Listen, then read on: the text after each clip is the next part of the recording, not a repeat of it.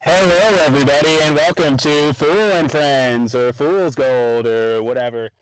Um, Today's podcast, we're going to cover my latest pinned thread, which is about this guy named Phil on a Empty Wheel blog, and I am very, very, very excited to introduce my good friend Walkifier, the legend of Twitter. Um, Probably the greatest knowledge I think out there of the MYE investigation. He has his own blog and Walkifier. How you doing? Good to join you, fool. Yeah. Thank you for that introduction. I don't know if I would quite put myself in that category, but I'm doing my best, learning every day more and more about MYE, Crossfire Hurricane, and everything in between. Yeah. I think Jeff Carlson says he thinks you're the best researcher out there. I'm not going to disagree with him. You, Steve, Hans. I mean, there's tons of good ones out there. I'm not going to put myself in that category. I'm more of a Twitter heckler, but I I don't know. guess we're You've bringing gotten you some on good. today. I guess Sorry, go ahead. I was going to say you've had some good breaking stories on Twitter. You've actually made the news, the actual New York Times. You've broken some big stories, and you've actually advanced investigations, not only in the public sphere, but from what I can tell, even with congressional investigations, have been using some of your work. So, man, that's nothing to scoff at. Oh yeah, thank you. And I know they've used yours too. Full disclosure out there. Me and Walkifier are actually in real life friends. We've met in real life and had some beers together. Randomly, maybe about a year ago, we found out that we lived in the same city, and we used to meet up for some good discussions and happy hours. And I kind of miss those days. Oh man, me too, me too. They were good. It's a lot different getting to work through some of the craziness that we've been seeing the last 4 years in person rather than just Yeah. over Twitter or direct message or even phone calls. Yeah, and you were the first person from Twitter that I ever met. Oh wow, I'm And honored. yeah, I don't know if that's the same case with you, but You in might the be. in the corner, in our little corner, I'd say you're the first person I met. That's for sure. I would agree. I would agree there. Yeah. So first, do you want to plug your site? Because this is part of what I wanted to bring Walkifier on is because he has this great site for first of all the mid-year exam investigation where he's kind of compiled tons of 302s, letters, et cetera, et cetera. And it's probably the biggest database for that investigation. And then we'll probably move on to the Crossfire Hurricane stuff, and we'll talk about this Phil thing in my thread and maybe other things. But you want to plug your site Yeah. because I know you're done great stuff there. And with this and with the Mueller investigation, I know you're starting another offshoot which has all the 302s from the Mueller stuff with your I guess go into like obviously I think you're the master of filling in redactions. So on your Mueller site and on the MYE, you filled in redactions where you have sections of your 302s or whatever where you fill it in yourself and you deduce which individual that could be in the redactions and whatnot. Sure. Yeah. So first with the MYE, the mid-year exam, that was the FBI's code word for the investigation to Hillary Clinton's email server. Back in 2016, I really started to dig into some of the files that were being released. You could have, I'd see, left-wing news sites and blogs seeing these files come out and say, look, this shows that there was absolutely nothing bad that she did. And you'd see the right-wing news and right-wing blogs saying, look, this proves that she should go to jail and she's a monster and she's a criminal. And I started thinking, this is Definitely. I just need to go to the source. I just want to look at these source documents without any sort of commentary. I don't want anyone making, telling me what they say. I want to see what they say myself. And what the FBI has been doing is, or I guess we're doing, I think they're through releasing those. They would release batches, typically about once a month, about 400 to 500 pages at first, and they kind of trickled off. And it would be lots of the FBI's internal files for the case, including 302s, which is the FBI's form for recording interviews with witnesses. But they also had their internal cyber files. They had some grand jury files, all sorts of things. But they would release them just in one big PDF, sometimes out of order. The dates would be jumping around. It was really hard to tell what was going on. And as I started looking at them closer, I realized, okay, I can pick these apart and start lining them up where they go, whether it's in their own subfile, by date. Every single page that gets reviewed and released by the FBI, but any government agency typically has what's called a Bates number, BATES, and that's just their identification number. It's like a page number. And as you start looking at them, you can put those in the correct order and say, okay, I'm starting to see the big picture here. So I started pulling those. I'd split the master PDF into smaller ones into each actual serial file. And I just needed a good way to arrange them other than just PDF files on my computer. So I found a neat little website plugin and started putting it together. And that kind of blossomed into the MYE files. That's just THEMYE, mid-year exam files, the myefiles.org. You can go in, you can look at by individual serial. You can look at it by the actual Bates numbers. There's something like 5,000 or 6,000 pages that were actually released. One part that people typically overlook in those releases is the deleted pages. And by figuring out which Bates numbers were being withheld, whether it's due to classified information or privacy issues, whatever it is, you could start to say, okay, I see here that here's, cyber file 2, and then some deleted pages, and then cyber file 4. So I said, okay, so cyber file 3 is being withheld. Maybe it'll come out sooner, maybe not. And so I was able to kind of put those together.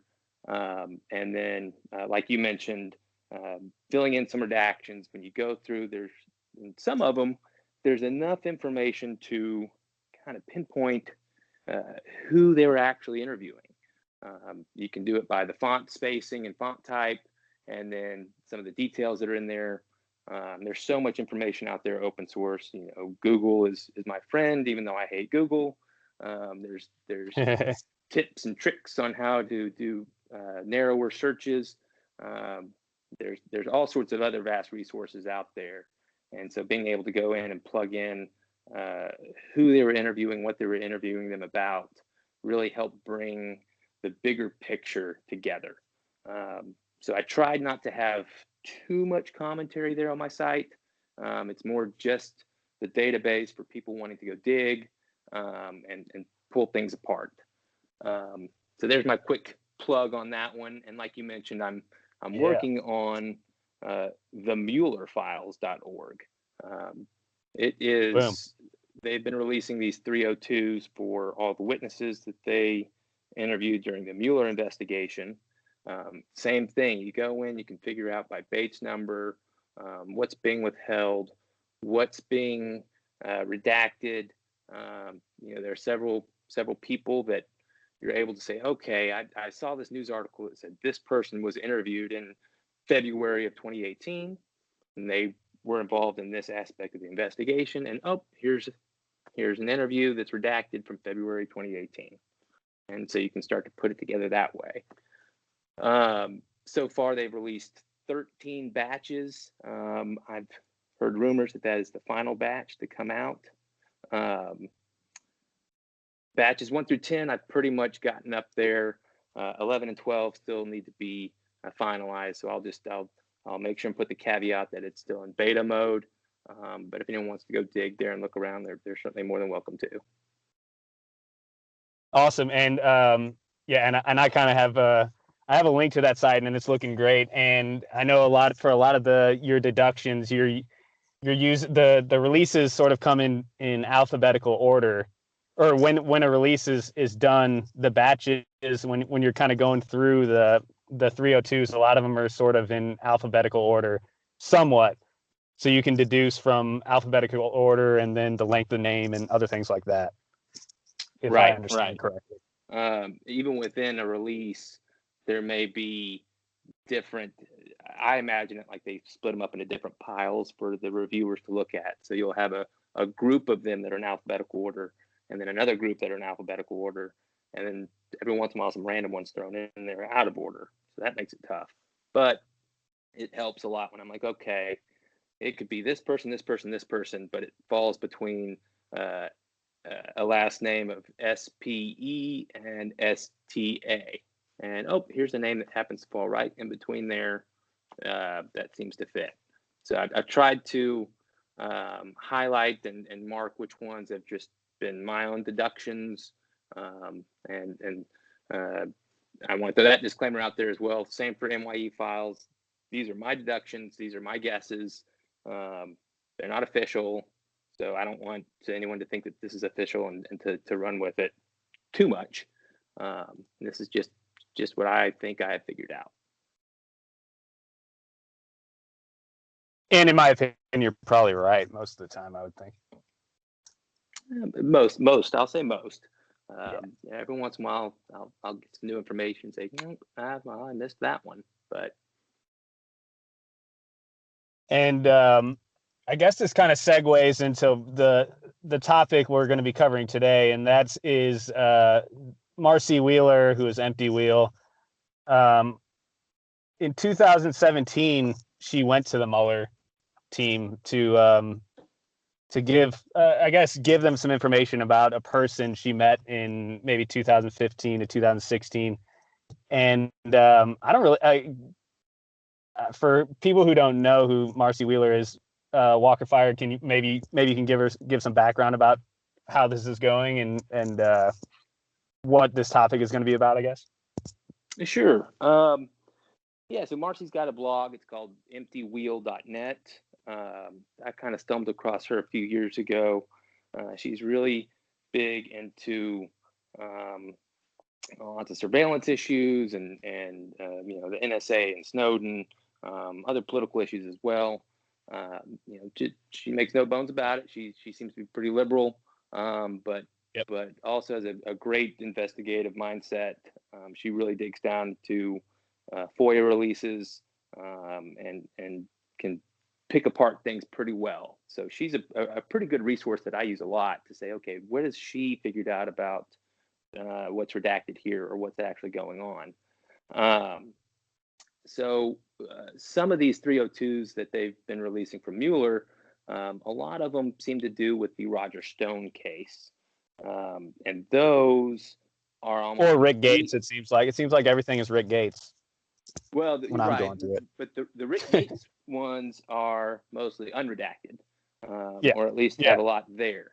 The Roger Stones seem to have most of the things redacted, probably because the case is still technically kind of ongoing, and so they're not going to release information that's could potentially affect the case against Stone. But it turns out that Marcy she really digs into any sort of filings in the case for Roger Stone. She seems to know a lot of background on what's going on with him. And I'm not that up to speed with him, or at least I wasn't. And I'm still not completely. So as I've been going through trying to figure out some of these 302s, I find myself over at her blog a lot. And I think it was That's unfortunate. I think it was in about June or July of 2018. She posted a little blog post and then a caveat on most of her blog posts after that, dealing with Mueller, saying a disclaimer. Hey, I went to the FBI in 2017 about someone that I think may have been involved with. I think she calls it the attack on the U.S. and our elections. and she gave just a little bit of clues and hints about why she thought this person was possibly involved, but she didn't go into it too much. Definitely not enough to really figure out what she was talking about or what sort of information she had or thought she had. But recently, she posted a couple of updates. Well, let me Explaining say about that. Yeah. Can I? Yeah. So let me say about that post. So that was June 28th, 2018. So this is before the Russians were indicted, which happened July 13th, 18th, something like that, 2018. And she came forward and said she shared a text from this person that said, "I have A1 intelligence that Flynn is going to be." This is like November 9th, maybe right after the election, day after the election, or something like that. And she says that she has A1. If you know human intelligence, I have A1 intelligence that Flynn's going to make a call to about like Assad or to Team Assad or something like that. And this person texted Marcy on the day after the election. So she's been talking to him a long time. And that was June 28th, 2017 or 2018 that she came out that she went to Mueller in 2017. And then and I just want to make a point that is before the Russians were the GRU Russians were indicted in 2018. Right. I think that's correct. And I guess go from there. Where were we? Okay. Yeah, good background there. So yeah, recently I would say probably in I don't have it pulled up right in front of me, but I think it was in mid to late October. She posted this year. She posted October 26th, I think, 2020. Probably that sounds about right. Yep. She posted an update.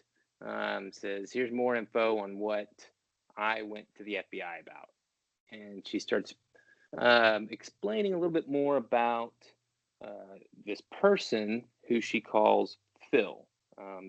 She says this is not his name, but I'm going to call him Phil for purposes of this post.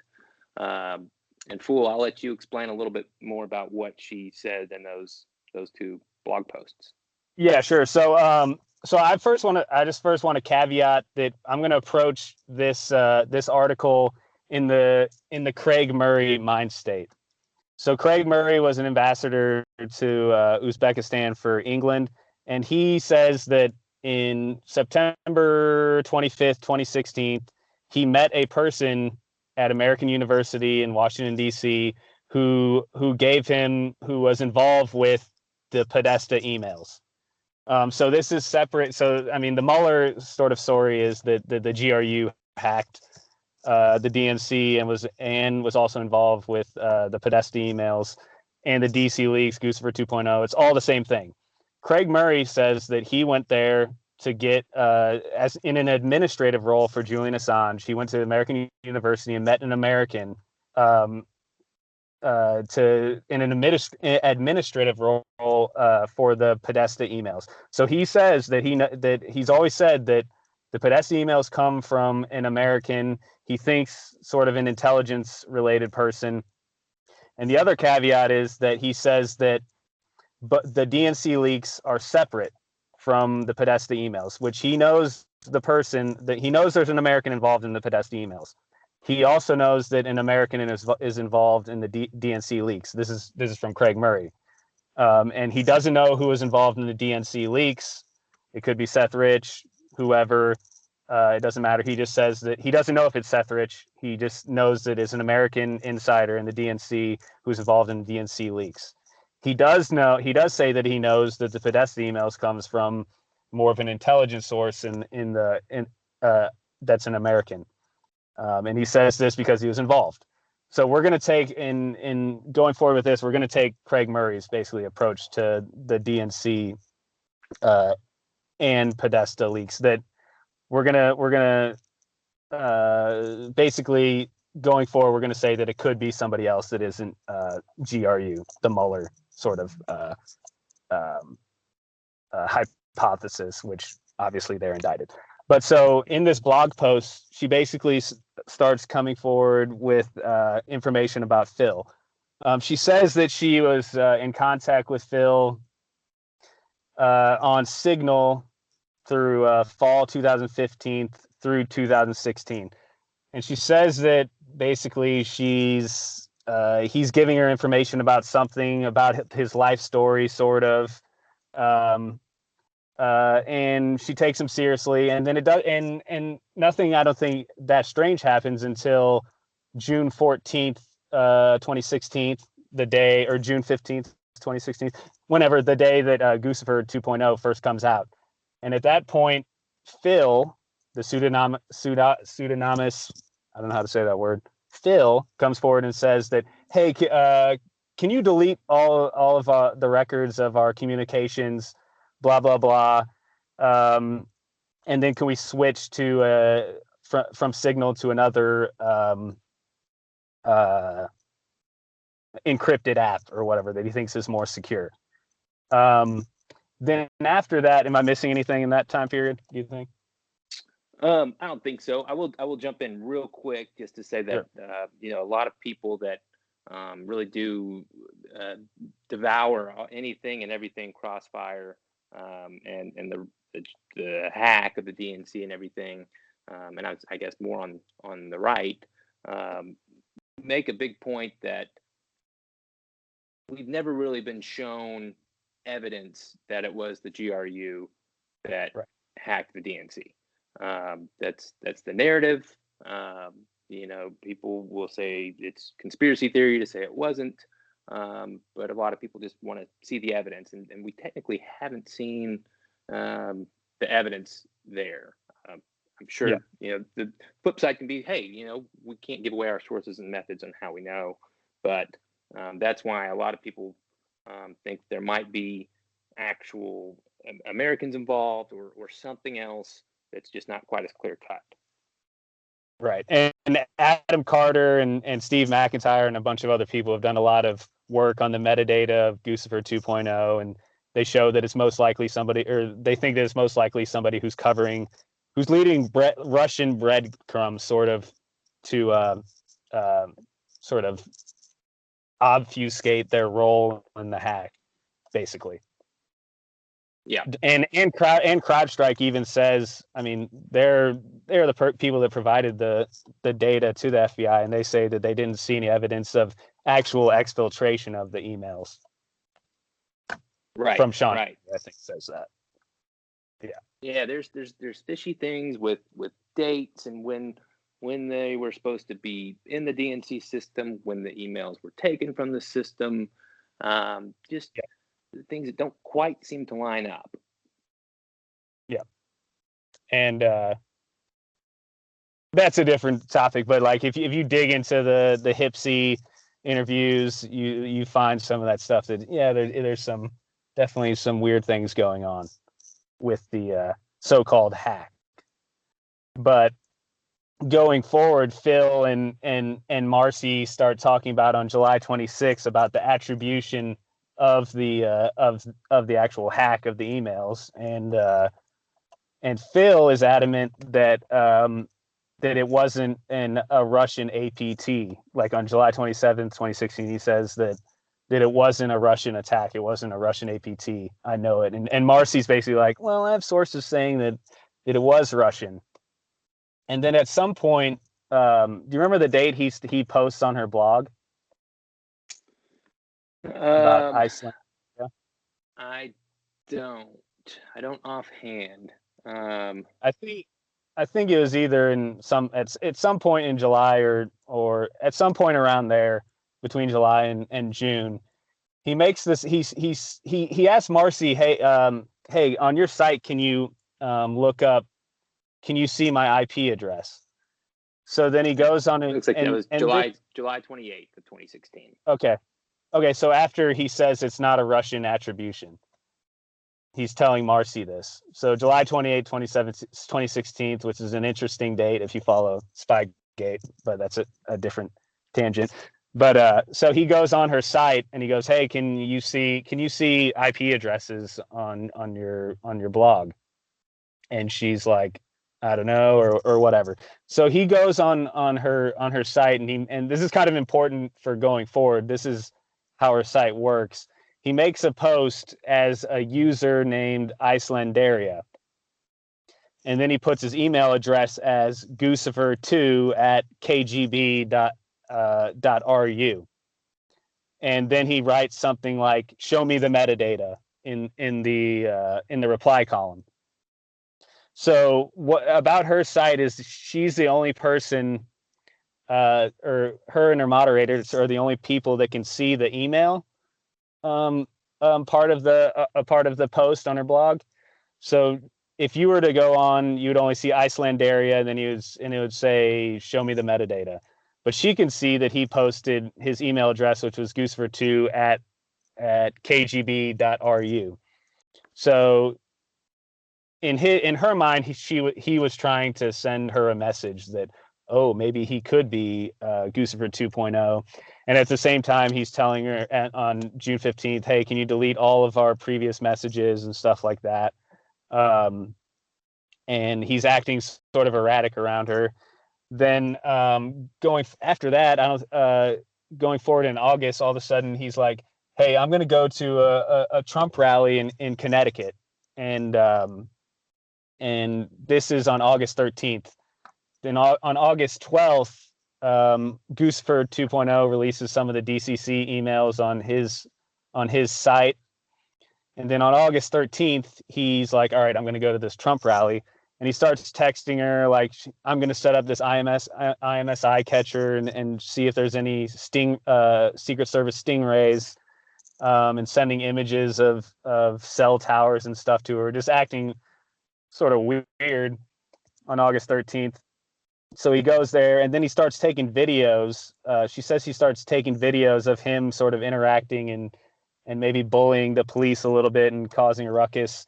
She doesn't know why he's doing this. He's just telling her this is going to be important or whatever.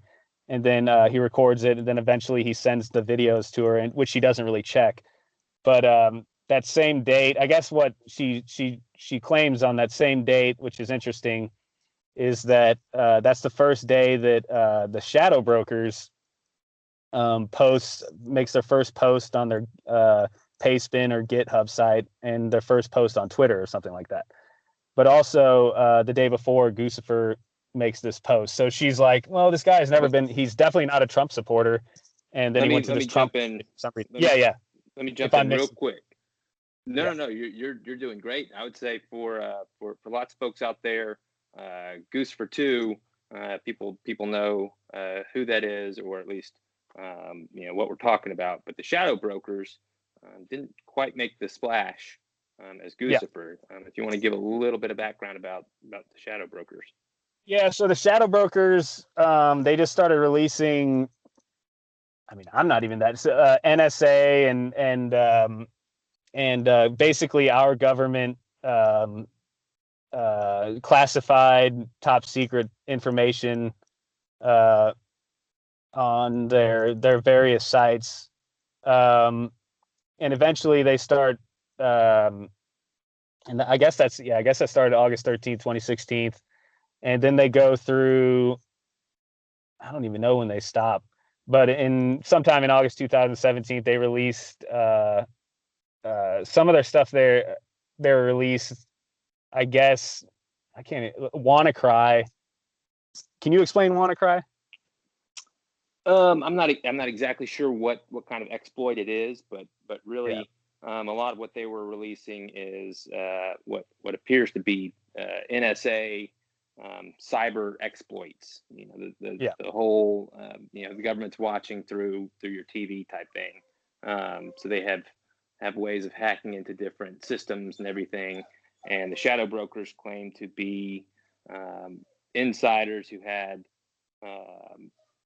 who were, I guess, fed up with the U.S. government. I'm not exactly sure what their motivation was, but it was a bunch of NSA exploits that they were releasing to the public. WannaCry was a big one, and all sorts of other ones. Yeah. So, and at that same point, I guess, which is random. So and going forward in her next article, she makes this claim that she had insiders telling her that Guccifer 2.0 and the shadow brokers used the same IP address when logging on to the paste bin on the 13th and the and the Guccifer site the day before on the 12th. So she has insiders or sources saying that Guccifer and the shadow brokers could be the same entity potentially. But the time point is interesting because Phil's in Connecticut at this Trump rally, which we have no idea what he's doing, but he's looking like he's trying to create some sort of alibi.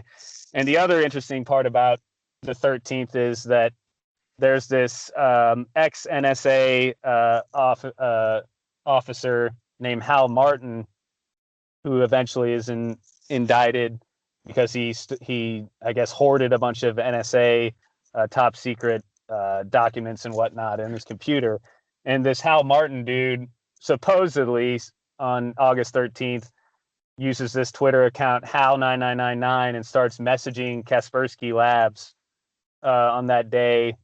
And that's how eventually, and then Kaspersky Labs turns him in, and then eventually he's his house is raided, and the FBI gets a hold of him, and they try to link him to the shadow brokers, but they basically find no information that he ever released any of it publicly. So who knows who the shadow brokers is, but a lot of people try to link it to Hal Martin, which on that same day he starts tweeting to Kaspersky Lab, who turns him into the NSA, and he's raided at some point. That's kind of a side track, but Marcy basically believes that Phil could be involved with Guccifer 2.0, and since the IP addresses are potentially leaked to the shadow brokers, that he could also be involved with the shadow brokers as well. Then to end that first article, I'm trying to think what happens. Is there anything else happen in that article that I should cover or that we should cover? Just that she starts linking it to her timeline of communications with Phil to some of the same timeline of events with Roger Stone and Jerome Corsi. Roger Stone was tweeting some things before the Podesta leak about the Podesta's time in the barrel, kind of indicating that he had some sort of insider track to Assange and WikiLeaks, and that's still, a lot of that is still classified. We're not quite sure what exactly Stone knew or didn't know, or who he was talking with, or what sort of connections he did have to WikiLeaks. Yeah, and most of it seems like that he was getting information from Randy Credico, who was getting information from Assange's lawyer. But Marcy likes to say that somehow at this rally, maybe Phil met Roger Stone and gave him information or whatever about the Podesta leaks that are going to be coming in October. But I guess that's probably it for Phil. But I guess the main things that she starts thinking he's associated with Guccifer 2.0 is because of his erratic behavior. He put Guccifer 2 in the email column of her website and other things. I guess he sort of fits the bill of, on her site, she basically says that he doesn't he would have worked with the NSA previously but wasn't in the NSA. What are some other descriptors? He said he worked or had made contact with a couple of members of crowd, or at least one member of CrowdStrike. He's got good OPSEC. He's in the information security realm, et cetera, et cetera. Yeah, he allegedly was trying to penetrate her website and was testing different ways to do that. I'm not sure why, but he definitely sounds like he's cyber oriented. Yeah, and he also one time texted her. He goes, are you? My site's having a big DDoS right now. Is it you or is it Guccifer? And she's like, I didn't know you had a site. Which I think he was trying to imply that it was his Guccifer 2.0 site in her mind, basically. Right. But Right. she makes all these claims that she thinks this guy's involved with Guccifer 2.0 because he's giving these hints and stuff like that and creating an alibi on August 13th, 2016. So I guess going forward, she doesn't release this information that about Phil until basically a couple days before the election this year. And I guess we're interested in this because first we want to figure out, could this person be Guccifer 2.0? But also there's this, do you want to go into that warrant? Because he could have potentially been interviewed by the FBI. Because Wheeler goes to Mueller in 2017 and we hear nothing. Did Phil get interviewed by the FBI? We have no idea. But a warrant maybe gives some detail that it potentially could have happened. Yeah. Yeah. So in April of this year, 2020, the DOJ released, I think, like 30 warrants. Lots of them heavily redacted that were issued for Roger Stone and related to his case. And so it's all the different search warrants over the last 2016, 17, and maybe 18. And again, since this is Marcy's focus a lot, she has posted a lot of those warrants. She's got commentary on them. And again, with me trying to figure out some of these 302s that were released that seem to be related to Stone, I was trying to go through those warrants and see if there's any names or anything there that would fit with these 302s. Yeah.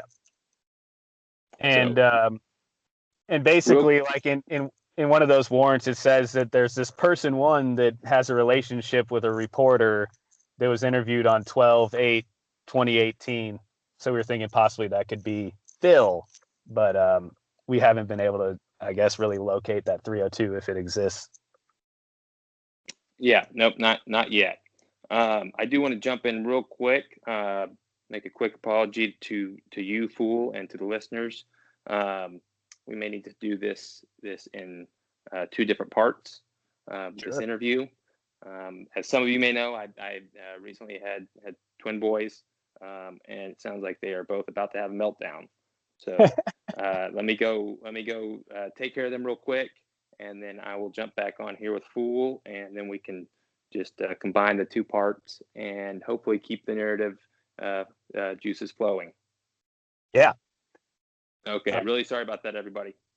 No problem, Walkfire. We'll see you in a bit. Okay. All right.